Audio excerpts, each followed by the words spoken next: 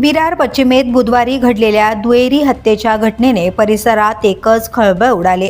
प्रेम संबंधाला विरोध झाल्याच्या रागातून एका तरुणाने आपल्या कथित प्रेयसीसह तिच्या आईची निर्गुण हत्या केल्याची धक्कादायक घटना समोर आली।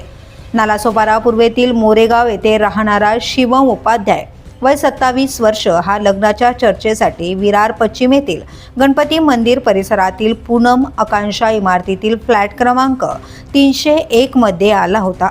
त्यावेळी त्याची प्रेयसी नॅन्सी मिश्रा वय 24 वर्ष आणि तिची आई सरिता मिश्रा वय 48 वर्ष घरी उपस्थित होत्या।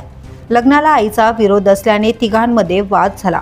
हा वाद इतका तीव्र झाला की शिवमने आधीच आखलेल्या योजनेनुसार फ्लॅटचा दरवाजा आतून बंद करून घरातील चाकूने आई मुलीवर सपासप वार केले। या हल्ल्यात दोघींचा जागीच मृत्यू झाला। घटनेनंतर शिवमने स्वतःच्या गळ्यावर ब्लेडने वार करत आत्महत्येचा प्रयत्न केला। दरम्यान फ्लॅटमध्ये झालेल्या झटापटीमुळे खिडक्यांच्या काचा फुटल्या।